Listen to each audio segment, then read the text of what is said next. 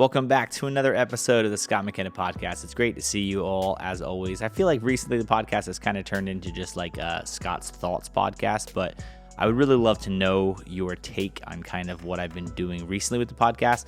Obviously, it's my goal to be able to bring more and more conversations and more value in any way possible, but I also only have a few avenues like the podcast where I can really give like an in-depth look of like what I'm thinking and some of the recent things that are happening, which is kind of what I really want to use this podcast for, because I always have felt, at least when if I'm following somebody or they're in a business that I'm obviously interested in, there's value of just being able to hear like the everyday things going on.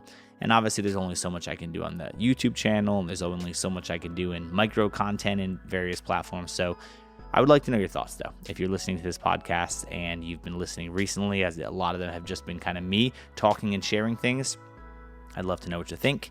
And we'll just get right into it, though. This is going to be a little bit of an update, a little bit about the recent videos that have been on the channel. If you are recently subscribed to this podcast, then one of the things that I've been starting to do over the last 4 or 5 episodes has been talking and recapping kind of some of the videos that have been published on the channel and why I did them and what to expect from them. So we're going to do a little bit about that and talk about a few other things. So we will get right into it. The very first thing, one of the most recent updates that's happened since the last time that I was on, is that I finally launched my first online course, and that was very, very exciting to me. It's something that I feel like I've wanted to do for the last couple of years, and I was kind of undecided on what kind of the first course was going to be, because I wanted it to be something that would be really valuable to people. And I decided to kind of just start with one specifically on weddings, wedding filmmaking, because it's not as much about me thinking that I'm just this unbelievable wedding filmmaker as much as it's just the reality that I've done a decent amount of weddings now, and I have some experience with a lot of the wedding industry. So the course, when I was thinking about it, was much more just about the principles of wedding filmmaking. So all the things that you should know and how to approach certain things and how to work with vendors and all that. So I kind of went a little bit of a different approach than I feel like probably the typical wedding filmmaking course is. I didn't really talk about gear that much. I didn't talk about like shooting necessarily techniques that much. It was much more about just the principles, things to be on the lookout for, ways that you can prepare better, ways that you can do all that kind of stuff. So I launched that. I've been excited with a lot of feedback that I've gotten from some of the people that have went through it. I haven't obviously pushed the course very much in terms of like actually making it known. So I've kind of only really did one video about it. So you may be hearing this and not even know that it existed. Obviously with YouTube, it's an algorithm. So there's only a handful of people that even saw the video announcement about that. So that's always an interesting thing. Obviously, it's like, I don't really want to be a person that pushes a lot of course stuff, because it's not all of kind of what I'm about. But anyway, I'm really excited about it. I think the course is valuable for wedding filmmakers or people that are looking to get into wedding filmmaking. And if you are listening to this and you feel like that might be something that would be beneficial to you, I highly suggest that you check it out. And I would love to know your thoughts if you end up doing that. So that was a recent thing that I did. I launched that maybe a month ago now, or maybe a couple of weeks ago, something like that. And it's been good so far. So I've been really excited about that. I've also been doing a lot more one-on-one consulting lately. And what's been interesting about it is I've kind of realized that I get asked the same questions all the time in consultations. And as I get asked the same questions and as I answer things and as I always hear really good feedback from people that went through it, it's being brought more and more to my attention just how I think that there could be an avenue that would make sense to do more of a group style, ongoing, monthly type of coaching call with groups of, let's just say, 10 people or so, 10 to 15 people. And month by month, we all hop on together and each person can kind of ask certain questions, but we can also just really have discussions about things. The couple of workshops that I've done up to this point, I've realized that there's a lot of value in having group settings, because it really allows you to hear what other people are asking. And when you're in the same industry, a lot of times you hear people asking questions that really are the same type of questions you have, just a different approach on the same question. So I feel like there could be a lot of value for people being able to hear what other people are going through as well. But also in a group setting, you could keep the costs down for people, which obviously would be great, because I know that not everyone obviously has money to dish out, and specifically on one-on-one stuff, maybe that's not necessarily in their budget, even though I think it's, affordable for most people. But I really love just sharing my process and sharing what I'm doing and sharing in any way that I can to make it helpful to other people. So I'd be curious to know, if you do listen to this podcast, you're probably someone that follows me more closely in the stuff that I do. And I'd be curious to know if that would be something that would be beneficial or interesting for you. Like would if it was some sort of price category of, $50 or $75 for a once a month group coaching call where 10 people sat in a Zoom call or something and just went over things, and each person got to ask at least one question, but just brainstorm a lot of stuff together. Would that be something that you're interested in? I would love to know your feedback. If you can let me know about that, that would be greatly appreciated. This is obviously, like I said, the podcast is the rare thing I get to actually talk and share just some of those thoughts I'm having in real time. So if you're listening, it means the world to me if you take a few minutes and DM me on Twitter or Instagram or wherever you have my info and let me know what you think, because that's something I'm definitely considering, and I could really see it being unique in what we could do and what we could cover that obviously wouldn't be able to be covered anywhere else. So let me know what you think. So let's get into some of the recent videos that I've had on my channel. I actually feel like I've been on a really good streak lately of producing a lot of videos, and a big reason behind that, obviously, if you've been following my channel, you know, is that I got a new camera. And anytime I get a new camera, I think anyone would agree, when you get a new camera, you definitely get more interest in just creating anything because you're excited to use the camera, get it in your hands, get to know it, test out picture profiles, test out settings and all that. And I definitely would say that the A7S III, which is what I bought, is definitely giving me a whole new excitement for like vlogging and for talking to the camera more, because I just love having it with me. It's one of the most complete cameras I think I've ever owned, in terms of just not being able to find a flaw in it. Like, regardless of what type of stuff you create with it, it's an unbelievable camera. And obviously I talked a lot about this. I did probably 4 or 5 videos already on what the actual camera, why I love the camera and all the benefits of the camera, but I'll take a few minutes just to talk about it. I mean, I did a video too. This is important. If you haven't seen it, I did a video all about like what goes into and why I get a new camera and what you should think about when you process whether you should buy a new camera. And basically what I said are 2 things. When I'm going into a situation where I'm seeing new cameras come out all the time, so you can't be chasing new cameras nonstop because you'll never catch up. But when a new camera comes out, something as big and as interesting as like the A7S III or the R5 or the R6, big camera releases from the major companies, the biggest thing that I kind of process in real time is simply, what type of content am I going to create on a regular basis with the camera that I'm looking to create? And then what limitations do I have with the camera that I currently have that doesn't allow me to produce that type of content regularly? And it's a thing I think a lot of people don't think enough about. They kind of see a new camera come out and you kind of very quickly just want to jump to getting a new camera because why not, when you don't necessarily need a camera. And I'm not saying that I've always needed a new camera. Could I get away with some of the things, the limitations that other cameras had? Sure. But when I think about why I buy a camera, it's always really, really processing, like, what do I want to create with it? And why can't I create that stuff as much as I want with a current camera? And then is it worth the investment to actually do it? And when I looked at my previous setup, the EOS R, which was what I was using for the last year or so for vlogging, it was good for most of the stuff that I was creating. It had good enough autofocus that it was, really good for vlogging and talking to the camera. It had good color. It had 4K, which was pretty cropped, so that was a little tricky from a standpoint of how wide I could get it when I talked to the camera. But that wasn't even the end of the world. I shot a lot of videos in 1080 and it was totally fine. But one of the biggest limitations it had, in my opinion, when I was actually using it regularly was the record limit. And things that I started recording more of, things like this podcast or other things where I wanted to be able to record long form content. If you follow me on other platforms other than YouTube, you know that there is a lot of content that I post on those different platforms that is not on YouTube. So I post content from meetings that I have, consultations that I have, sales pitches, a little bit of everything to kind of really showcase what I do on a overall level. And all of those things are long form content. So they're an hour and a half long where I'm hitting record. It's recording the entire time and I'm just like letting the camera roll. And with the EOS R, obviously I had the recording limit, which meant that I would have to set a timer and either I'd have to hit the button myself and re-record in the middle of a meeting, which is sometimes tricky, or even if I had someone helping me film that, they'd have to do that, and then there'd be that little missed couple seconds between things, and maybe it was at the wrong ideal time, or maybe you forgot overall. It really becomes a hassle. And I know that the recording limit's not a big deal for everybody because not everybody needs unlimited recording time. But part of that process I go through of what do I want to create with this? What's its purpose of the camera?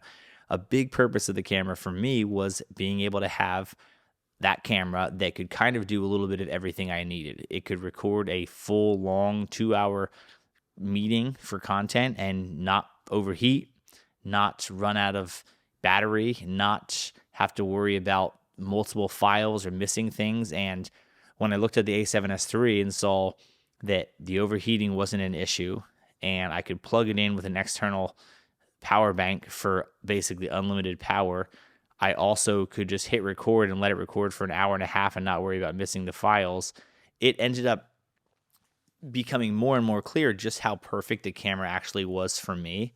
And the great news is after I got it and I've used it, it really has been just an outstanding camera. I mean, the quality from it is just ridiculously good. The dynamic range is ridiculously good.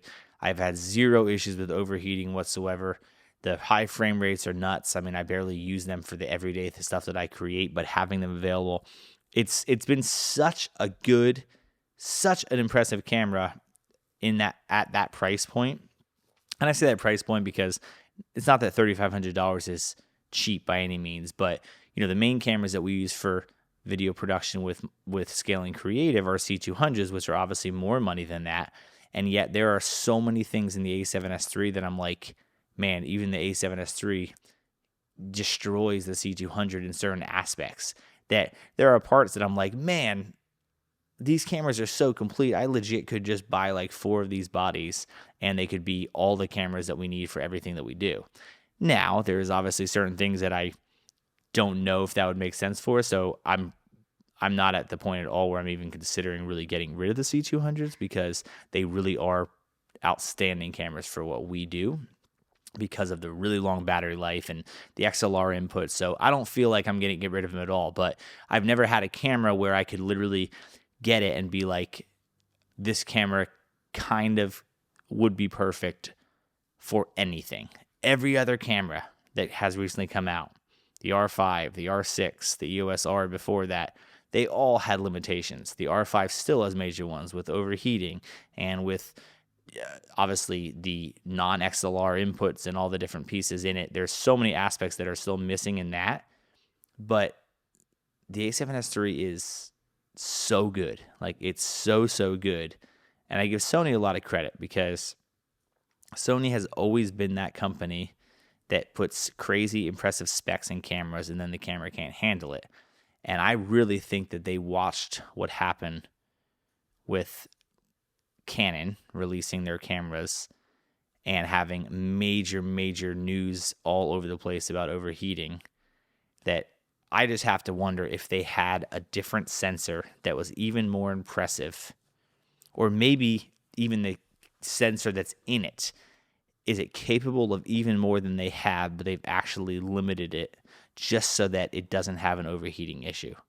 Because the amount of people that probably returned or canceled their pre-orders on the R5 or even R6 because Sony came out with the A7S III and it was cheaper and actually more impressive, other than 8K, which the Canon R5 kind of saw that it can't do either because it can't handle it. I'm just curious if they made a big adjustment and said, you know what, we've had reliability issues in the past, and maybe we should go more on the route of reliable. And man, they've done it. It's a monster camera, and paired with the lens that that I just got for it, which is the Sony 20mm 1.8 lens. $4,500 rig, so it's not cheap by any means, but it is, wow, it is a good camera. Really, really good. I mean, there's really nothing that I miss about the R6, which is another whole story, but I did buy the R6 first and realized it wasn't for me, especially after I tested the A7S III. So yeah, so I'm really excited about that camera, as you could tell. It's definitely one that I would highly, highly recommend. Okay, next topic. Next video I just recently put out that I feel like is an important one to talk about. And I think I touched on this last time in a previous podcast, but I did a video all about preventing burnout. And it's funny because this video isn't doing well on the channel, like if you were to look at like what's considered well of views or whatever. And I could care less about any of that kind of stuff, but it's always funny to me when the videos that don't do well are actually the ones that I know would make the biggest impact to people if they actually watched.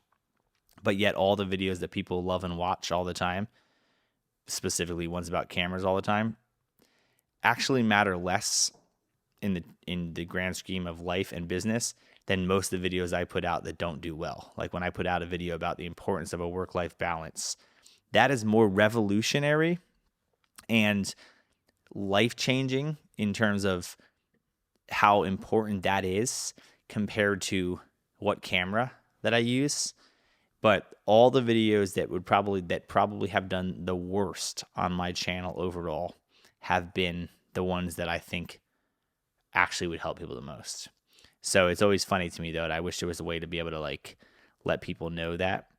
And it's definitely the tricky part about YouTube, because in an algorithm, it's predicting what it thinks people want to see.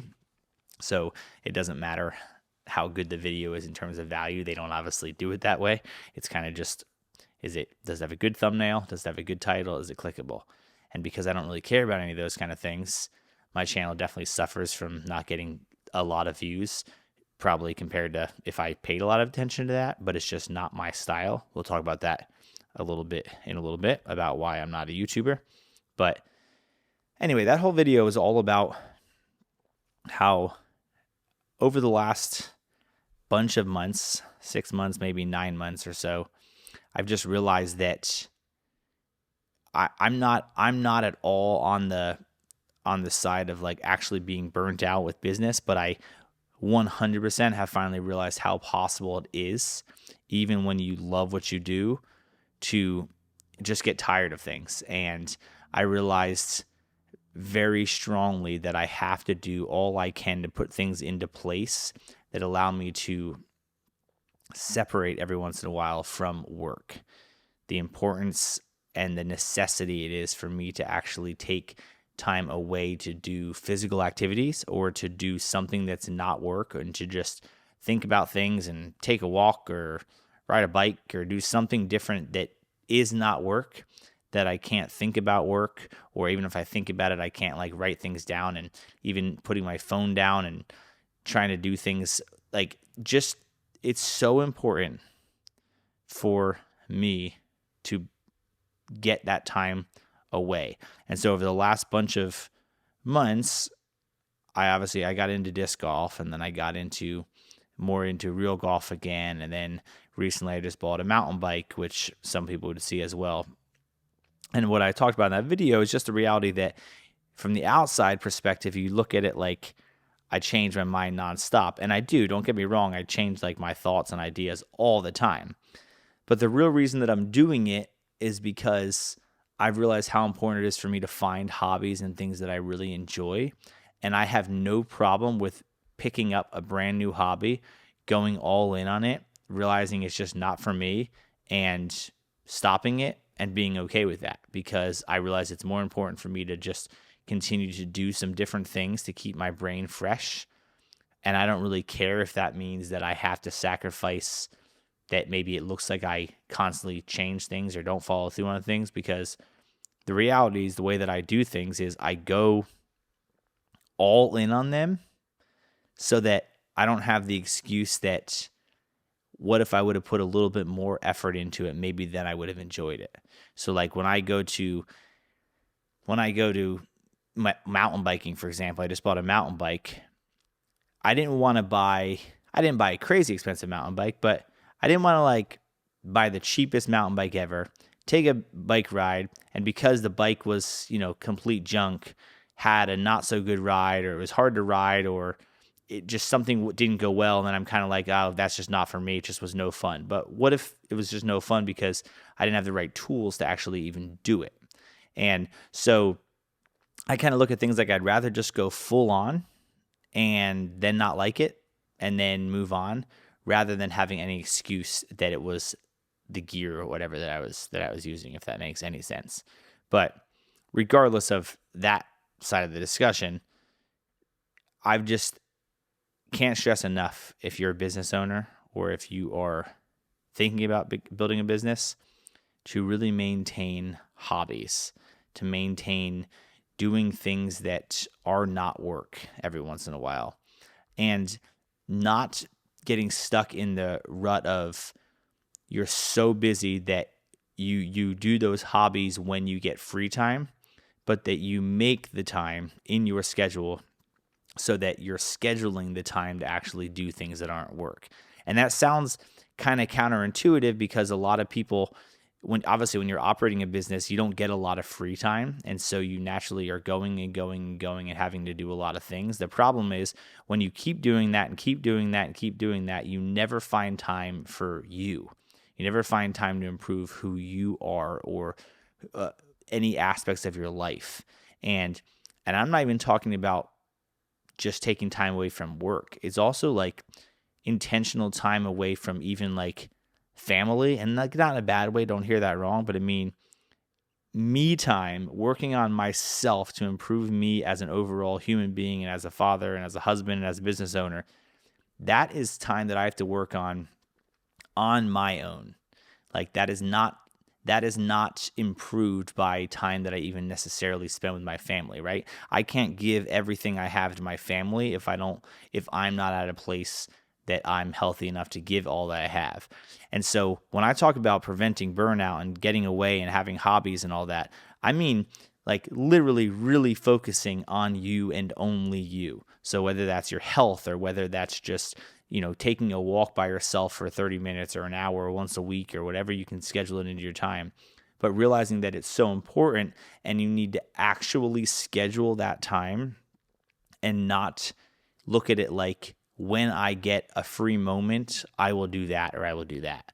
Because I promise you, you're never going to find a free moment as an entrepreneur. But we also know that we always prioritize what we think is most important. And I really want to make it very important to you, if you're building a business, that time needs to be valued, that time needs to be scheduled, because you'll get yourself at a very, very dangerous spot if you go and go and go and go. I think that I'm able to handle a lot of things simultaneously. I think I'm very good at multitasking a lot of different things, but I also know that no matter what, I'm absolutely not invincible. And it's become more and more clear to me as I've been building businesses just how important it is to find time to step away.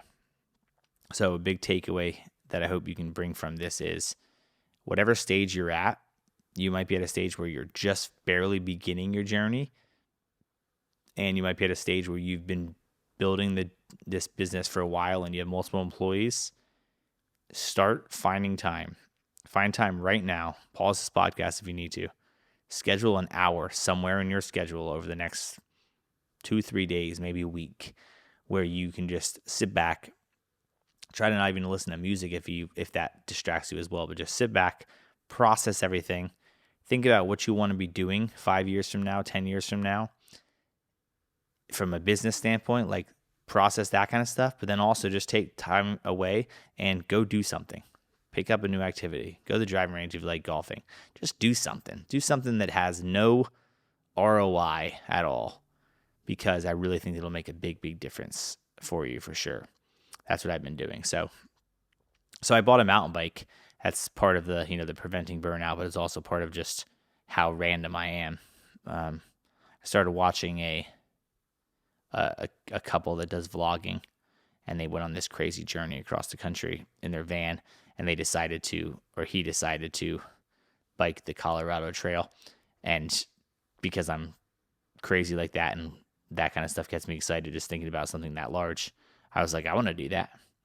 So now I just have like a goal to do something crazy like that and see what would happen if I did that. So that's kind of like my new journey that I'm on, is doing some more mountain biking. And I'm not trying to do like the craziest trail in the world, like the downhill Red Bull people.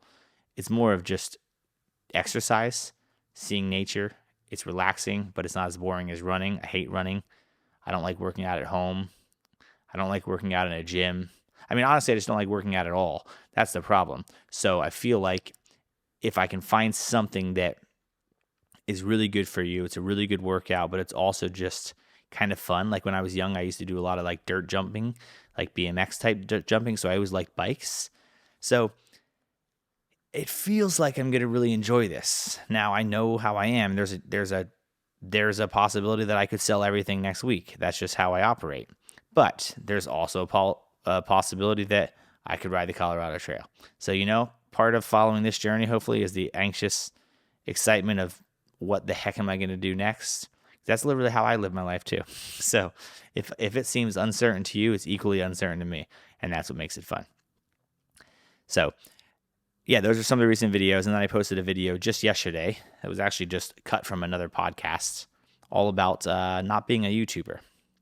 I have made it pretty clear in this channel many times before on YouTube or even on my podcast that I don't consider myself a YouTuber, nor do I actually really ever want to have YouTube be what my business is. Because the reason I love YouTube and the reason I love podcasting and the reason I love all these is because everything I decide to do, when I decide, I record, I film, I publish, it's done. It's right to an audience, and no one sways kind of what goes out and what doesn't.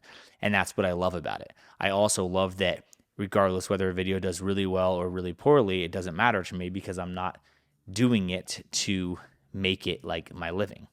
And I think that's super important because it's really easy sometimes in the YouTube world, especially, to kind of be so caught up in a thumbnail and a title and this video didn't do well, I got to do something else. And this video did really well, I need to do more of these. But at the same time, I don't really like doing those kind of videos. And I just refuse to do videos that I don't want to do. And every single video that I've posted on my channel over the last 3 years, I think it's been 510 videos. Every one of them was a video that I decided I wanted to do. And no one played a factor into doing that, and no one had to approve it. And I just love being in that direction.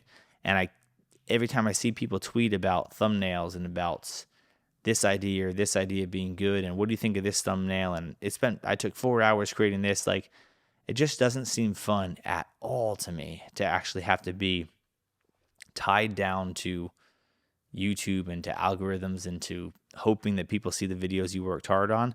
I kind of just feel like I just want it to be a thing that I do because I do, and I make my money elsewhere. And I feel like that's always what I want to do, is just make my money elsewhere and create videos on YouTube because I really like it. Even if I make a lot more money in YouTube with brand deals and with other things eventually as the channel grows, I just don't ever see myself caring enough to actually make that my thing, because I feel like the minute it would be my thing is the minute that I wouldn't enjoy doing it anymore, and I just refuse to do that. And I know that that's not necessarily for everyone. I know that some people dream of doing YouTube full time, but I watch and know a lot of people that do YouTube full time, and it doesn't seem that much more exciting or different than operating a business, because then it is your business, and then you actually have to make the right decisions and the right financial decisions, and you have to make videos that you probably didn't want to make, and you have to make changes that you probably didn't want to make. And I just don't know if it's really my style. So I'm still very much on the side of not being a YouTuber. And the more and more that I see constant things change and algorithms change and subscriber counts and views and things go down and up all over the place for so many different YouTubers, it just seems like a scary thing. I'd rather just really continue to build a business that is a business. That's where I make my money, and not really worry about other factors that play into that. So that's kind of where I am at in that whole side of things. So yeah, that's kind of it for now. Just wanted to do a little bit of an update and just talk. This kind of is a place that I really just get to clear my head and talk a little bit. And as always, would love to know what you think. And if you have any random questions that come up as you're listening to these podcasts, I always love to try to help in any way that I can. And please give me feedback on what I asked about earlier, which is the idea of possibly some group coaching stuff and or also the podcast side of things. Do you like this style? Do you want to hear more of this kind of stuff? Or what do you think? And I would love to hear that feedback because I appreciate it. So thanks as always for listening. The sun is finally starting to come out a little bit, but I feel like I might just need to get outside and have some air because it's been raining the entire week. And if you know me, you know that rain is not my favorite thing. So thanks for watching. Thanks for listening. Whatever you're doing, make sure you subscribe on YouTube if this is your first time here. I doubt if this is your first time here, you're still listening at 35 to 40 minutes. But if you are, you're a super, super special person. If you're listening on the podcast, I really appreciate you. Make sure that you send me a DM or something on any platform letting me know that you listened to this whole episode, because I always appreciate people that do that, because that takes a lot of dedication. So hopefully this was valuable in some way. Let me know what, if any, takeaways you had. And we'll see you guys real soon. Thanks for watching.